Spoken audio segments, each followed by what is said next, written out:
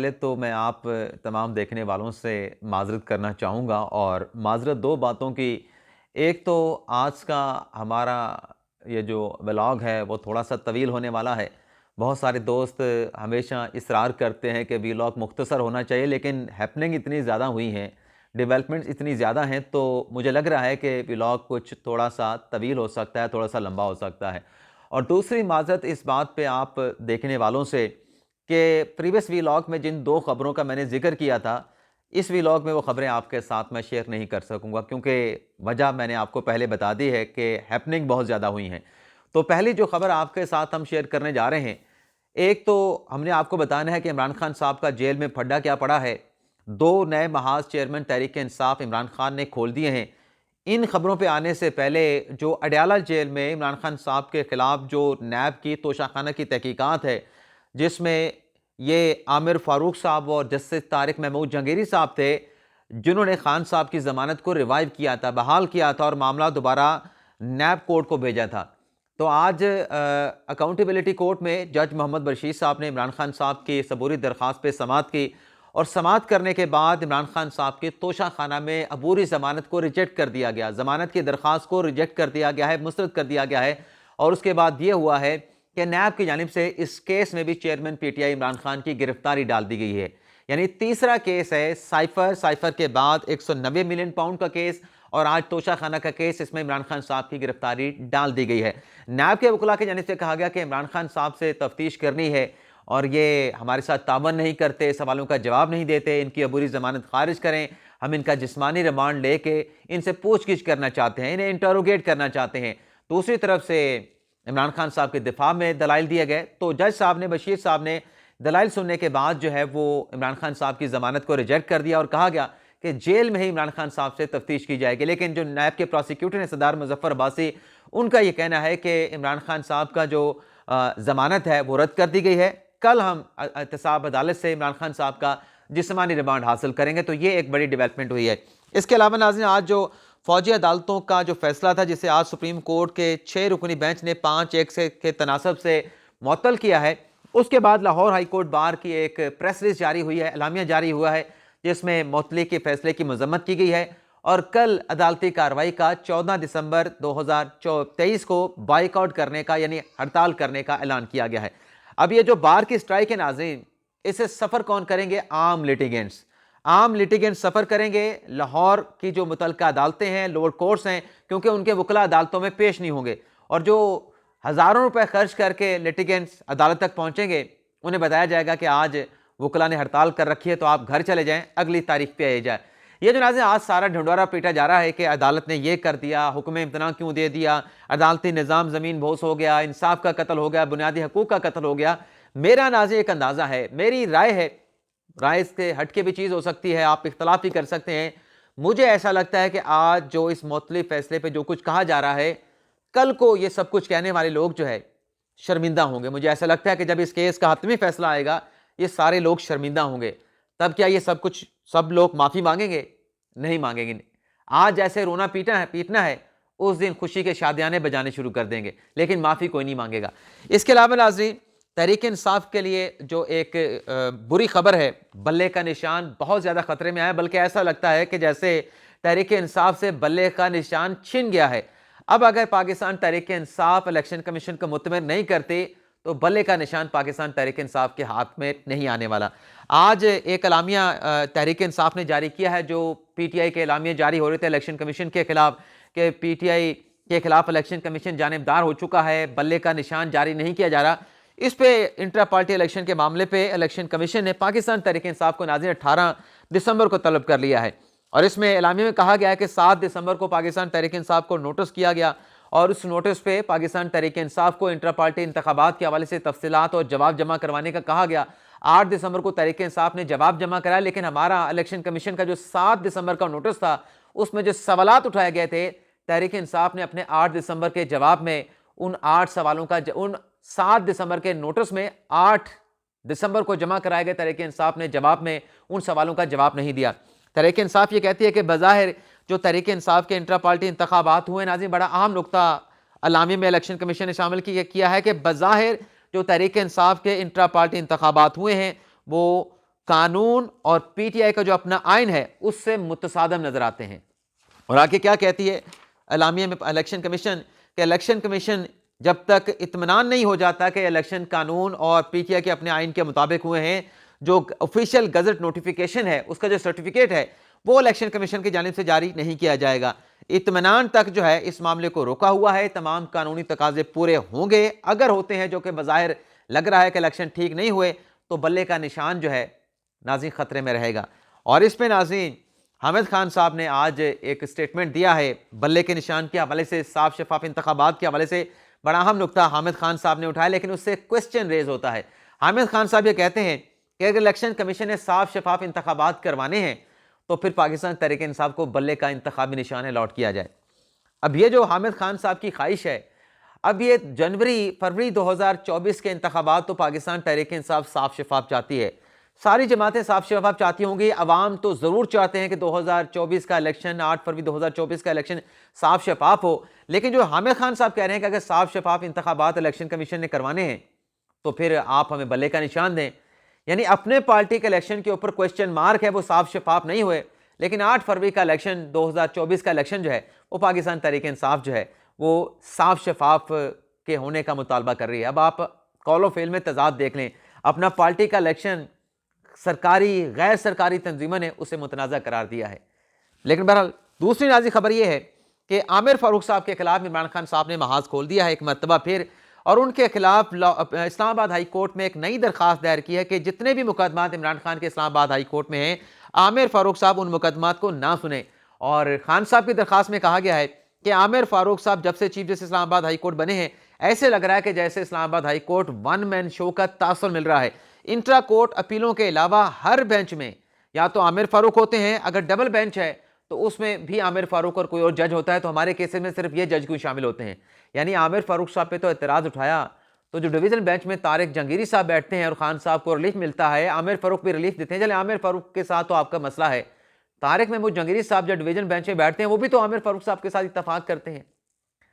تو پھر اس کے خلاف بھی کوئی بات کر لیں، اس کے خلاف بھی درخواست دے دیں۔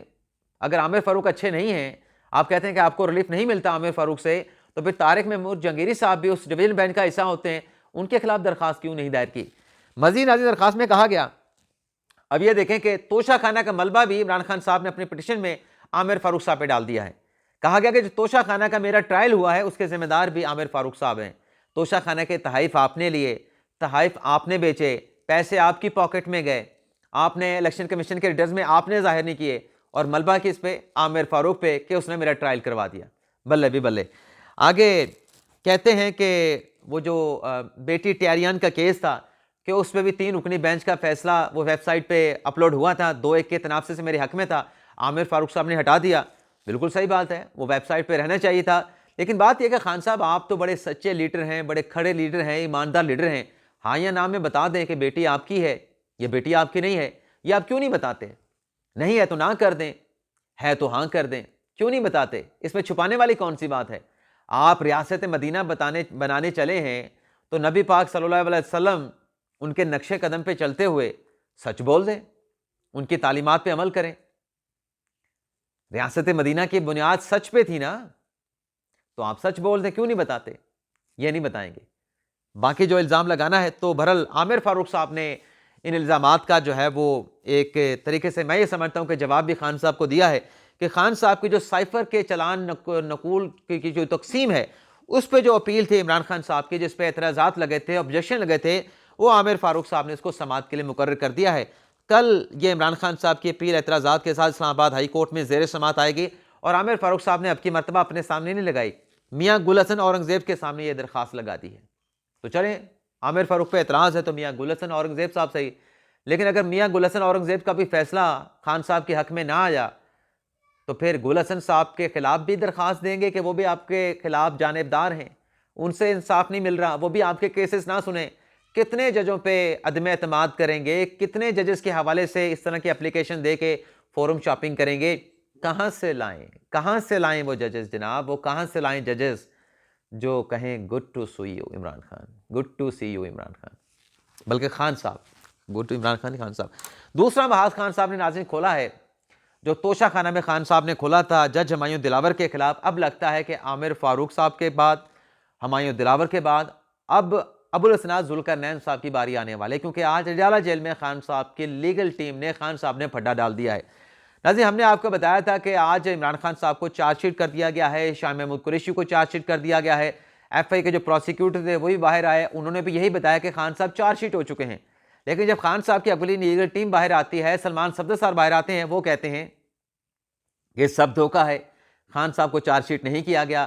فرد جرم نہیں لگی۔ رپورٹر کہہ رہے ہیں کہ فرد جرم لگی ہے، لیکن خان صاحب کے وکلاء انکار کر رہے ہیں۔ دوسری طرف پروسیکیوٹر کہہ رہے ہیں کہ کل کے لیے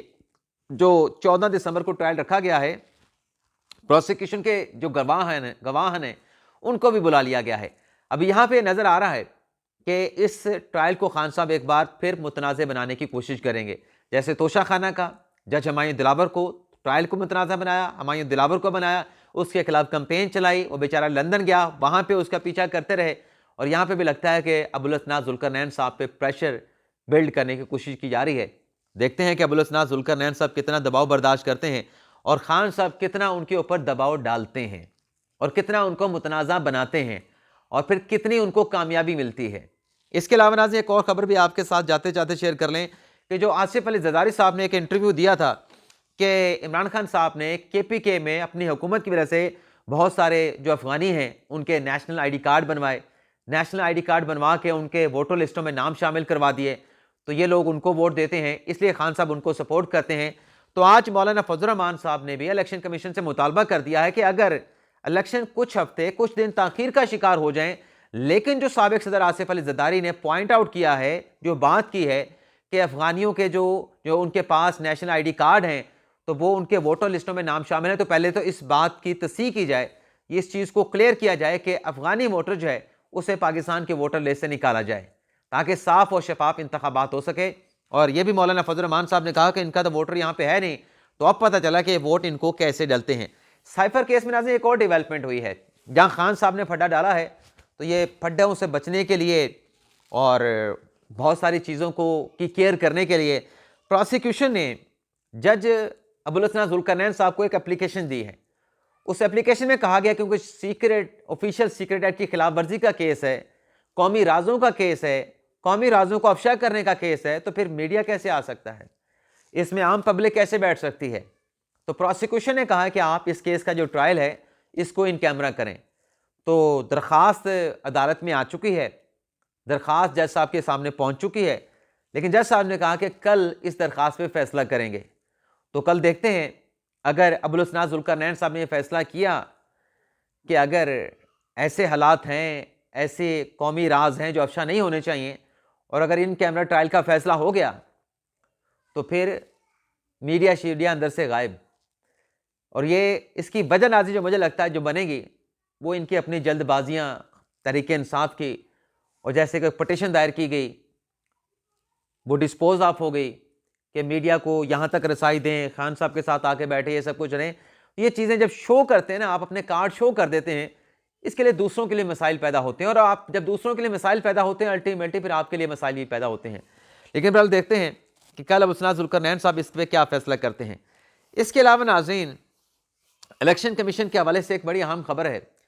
خبر ناظرین یہ ہے کہ الیکشن کمیشن نے جو بیوروکریسی سے ریٹرننگ افسران لیے تھے، ان ریٹرننگ افسران کی ای سی پی نے باضابطہ طور پر ٹریننگ شروع کر دی ہے۔ ملک بھر میں 40 کے قریب یہ ٹریننگ سیشن کروائے جائیں گے، اور 13 سے 16 دسمبر تک یہ ریٹرننگ افسران کے ٹریننگ سیشن ملک کے مختلف شہروں میں ہوں گے، اور اس میں 142 ڈسٹرکٹ ریٹرننگ آفیسر ہوں گے اور 859 ریٹرننگ افسران ہوں گے جن کو ٹرین کیا جائے گا، جن کو تربیت دی جائے گی، اور پھر وہ الیکشن کے پروسیس کے لیے مکمل طور پہ اہل ہو جائیں گے۔ اچھا، یہاں پہ الیکشن کمیشن نے باضابطہ طور پہ پروسیس شروع کر دیا ہے، اور دوسری طرف ناظرین یہ ہوا ہے کہ تحریک انصاف نے اس پہ بھی اعلامیہ جاری کیا کہ ہم ریٹرننگ افسران کی بیوروکریسی سے جو ریٹرننگ افسران لیے گئے ہیں ان کی تعیناتی کو مسترد کرتے ہیں۔ ایک طرف اعلامیہ مسترد کرنے کا، دوسری طرف جو پی ٹی آئی کی لاہور ہائی کورٹ میں درخواست تھی کہ بیوروکریسی سے نہ لیا جائے ریٹرننگ افسران بلکہ جوڈیشری سے لیا جائے، اس پہ آپ ناظرین لاہور ہائی کورٹ نے فیصلہ محفوظ کر لیا ہے۔ جسٹس علی باقر نجوی صاحب نے اس کیس کی سماعت کرنے کے بعد فیصلہ محفوظ کیا۔ الیکشن کمیشن کی جانب سے یہ کہا گیا آج لاہور ہائی کورٹ میں کہ ریٹرننگ افسران کی تقرریوں کے خلاف دائر کی گئی تحریک انصاف کی درخواست ناقابل سماعت ہے۔ الیکشن کمیشن نے کہا کہ جوڈیشل افسران کی تعیناتی کی جا چکی ہے، فیصلہ ہو چکا ہے کہ بیوروکریسی سے جوڈیشل اپنا ریٹرننگ افسران لیے جائیں گے۔ نہ صرف تقرریاں ہو چکی ہیں، نوٹیفائی ہو چکی ہیں، بلکہ ان کی ٹریننگ کا پروسیس بھی شروع ہو چکا ہے۔ اور ساتھ میں الیکشن کمیشن نے لاہور ہائی کورٹ سے یہ بھی کہا کہ جوڈیشری سے